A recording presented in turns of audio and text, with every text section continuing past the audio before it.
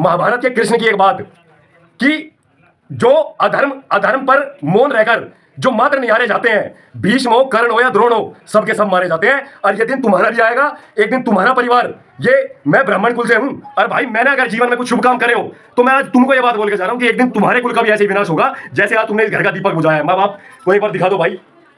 मैं आदरणीय सागर के पिताजी और माताजी से कहना चाहता हूं, मैं हम प्राणों में जब तक आस है हम आपके साथ खड़े हैं, तन मन धन से जितना होगा हम आपको समर्थन करेंगे। अपने आप को अकेला मत महसूस करना। एक बेटा गया, दूसरा बेटा आपका जिंदा है। पुलिस प्रशासन नहीं, सिर्फ सारी की सारी जुडिशरी से लेके जितने भी पॉलिटिशियंस हैं वो सब के सब क्रिमिनल हैं मेरे अकॉर्डिंग टू मी। दिल्ली और दिल्ली के आसपास के क्षेत्रों में नाबालिगों के द्वारा हिंदू बच्चों की हत्याएं हो रही हैं, क्या कहना चाहेंगे आप आज इस परिवार?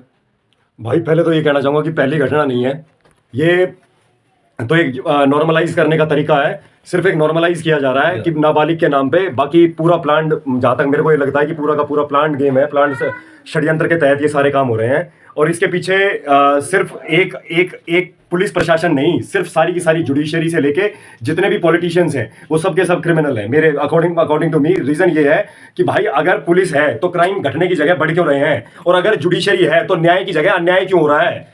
अगर तुम लोगों ने, सरकारों ने ये कह के, एक आम नागरिक को ये कह के कि तुम्हारे टैक्स के पैसे तुम हमें दो, हम तुम्हारे परिवार को सुरक्षा प्रदान करेंगे, तुम बच्चे कम पैदा करो क्योंकि इससे देश की तरक्की होगी, तो ये सभी को क्यों नहीं समझाया जा रहा है? आप मेरे को इसका जवाब दीजिए पहले। और दूसरी बात ये बड़े भाई, जितने भी संगठन हैं, मैं ये नहीं कहता कि वो हिंदुओं के लिए काम नहीं कर रहे। जब बड़े बड़े ध्वज यात्रा निकाली जाती हैं, जब शोभा यात्राएं निकाली जाती हैं, कलश यात्राएं निकाली जाती हैं, वो बोले कि अयोध्या से चावल आए हैं, घर घर चावल बांटने जा रहे हैं, तो वो चावल बांटने वाले लोग, वो शोभा यात्रा निकालने वाले लोग, वो झंडा उठाने वाले लोग, वो सारे कहां गायब है भाई? एक दिन में न्याय मिल जाएगा?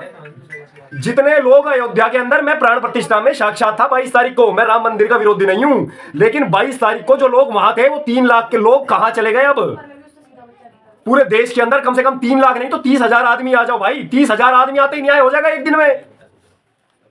मेरे घर से नहीं गया ना कोई बच्चा, इसलिए भीड़ नहीं, इसलिए नहीं चाहिए कोई हमें। और भाई अंत में सिर्फ एक ही बात कहूंगा मेरे भाई, हम तो कह के पिछले 3 साल हो गए भाई, मुंह से अब शब्द नहीं निकलते क्योंकि ग्राउंड पे कृत्य कुछ और हो रहा है और मुंह से हम कुछ और कह रहे हैं। तो इसलिए भाई मैं सिर्फ एक बात बोल के 1 मिनट और लूंगा आपका, और एक बात कह के अपनी वाणी को विराम दूंगा।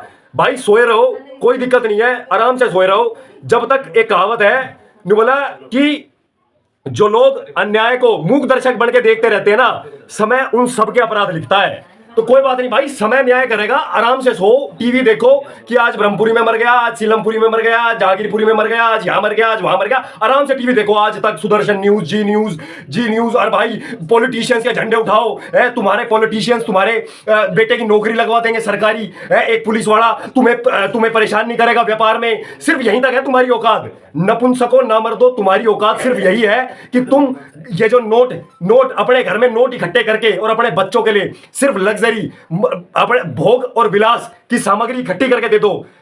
अंत में ये बात बोलना चाहता हूं उन सारे लोगों को जो लोग सोशल मीडिया में, भाई सोशल मीडिया में हम भी रहते हैं, मानते हैं कि भाई सिर्फ सोशल मीडिया में रहने से काम नहीं होता, इसलिए आज यहां खड़े हैं माँ बाप के साथ, और घर में खड़े हैं, और हर हिंदू के साथ खड़े होंगे आजीवन जब तक प्राणों में सांस है। भाई इतना ही सामर्थ्य है, कोई इलेक्शन नहीं है, कोई एमएलए नहीं हूं, कोई एमपी नहीं हूं, कोई सांसद नहीं हूं, ना कोई मुख्यमंत्री हूं भाई, लेकिन जितना परमात्मा ने बोलने का गुण दिया है, किसी के परिवार के साथ कंधे से कंधे मिलाकर सुख दुख में उनके साथ खड़े होने का अगर सामर्थ्य प्रदान करा है तो वो सामर्थ्य बखूबी निभा रहे हैं, और आजीवन जब तक प्राणों में सांस है जब तक निभाएंगे भाई। और अंत में पुलिस कोकेन बांटने वाले, दारू सप्लाई करने वाले, दारू की अवैध बिक्री करने वाले, और भाई जो सिर्फ हिंदू धर्म का झंडा उठा के अभिनय करते हैं, जो बड़े बड़े संगठन, नाम नहीं लूंगा किसी संगठन का क्योंकि हिंदुओं का नाम बदनाम होता है, लेकिन जो बड़े संगठन जो ये सोचते हैं कि ये राजनीति में जाने का, कदम रखने का एक बहुत बड़ा रास्ता है, भाई उन लोगों के लिए कहना चाहूंगा, बच्चे तुम्हारे भी हैं और मौत तुम्हारी भी एक दिन होगी, बच्चे तुम्हारे भी अकेले रहेंगे कभी ना कभी।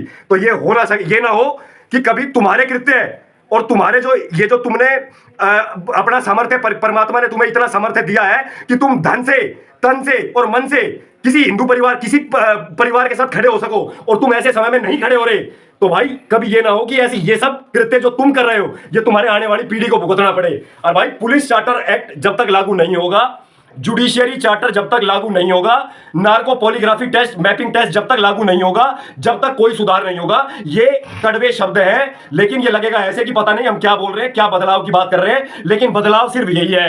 क्योंकि जब तक पुलिस वाले को, जो पुलिस वाला बैठा है, जिसके पास इन्वेस्टिगेशन का मुकदमा आया है, जब तक वो एक दिन में एफआईआर दर्ज नहीं करता, जब तक वो एक महीने के अंदर कार्रवाई नहीं करता, उसको सस्पेंड नहीं, टर्मिनेट किया जाए। जो जज जुडिशरी के अंदर बैठा है, जिसने जनता को न्याय देने की जिम्मेदारी ली है, अगर वो न्याय सुनिश्चित नहीं करता एक साल के अंदर, तो उसको सस्पेंड नहीं, टर्मिनेट किया जाए। और ये जितने भी लोग हैं जो ये ऐसे कल्प्रिट जो पाए जाते हैं कि नाबालिग है, 50 साल का बूढ़ा नाबालिग बना देते हो तुम, ये जितने भी लोग हैं, ऐसों की नार्को पॉलीग्राफी मैपिंग टेस्ट करवाया जाए, नार्को टेस्ट करवाया जाए ऐसे लोगों का, जो पता लगे कि तुम कितने बड़े धूर्त हो। राजनीति, हिंदुओं में भय डालना, मुसलमान के नेता उनके अंदर ये हिंदुओं का डर बिठाना, ये सिर्फ नेताओं के कृत्य हैं कि एक दूसरे के घरों को बर्बाद करके और अपनी राजनीति को संपन्न करो। सुधर जाओ। और ये जितने कोकेन बांट रहे हैं, अबे हो जाओ, दारू सप्लाई कर रहे हैं, अवैध धंधे, जो नशा के आदि बना के बच्चों को, यंगर जनरेशन को नशे के आदि बना के, और उसके बाद किसी का घर तबाह कर रहे हैं। याद रखना भाई, महाभारत के कृष्ण की एक बात, कि जो अधर्म पर मौन रहकर जो मात्र निहारे जाते हैं, भीष्म हो, कर्ण हो या द्रोण हो, सबके सब मारे जाते हैं। और ये दिन तुम्हारा भी आएगा, एक दिन तुम्हारा परिवार, ये मैं ब्राह्मण कुल से हूं, और भाई मैंने अगर जीवन में कुछ शुभ काम करे हो, तो मैं आज तुमको ये बात बोल के जा रहा हूं कि एक दिन तुम्हारे कुल का भी ऐसे ही विनाश होगा, जैसे आज तुमने इस घर का दीपक बुझाया है। माँ बाप को एक बार दिखा दो भाई। मैं आदरणीय सागर के पिताजी और माताजी से ये कहना चाहता हूं, हम प्राणों में जब तक आस है, हम आपके साथ खड़े हैं, तन मन धन से। जितना होगा हम आपको समर्थन करेंगे। अपने आप को अकेला मत महसूस करना। एक बेटा गया, दूसरा बेटा आपका जिंदा है। जय श्री राम, हर हर महादेव भाई।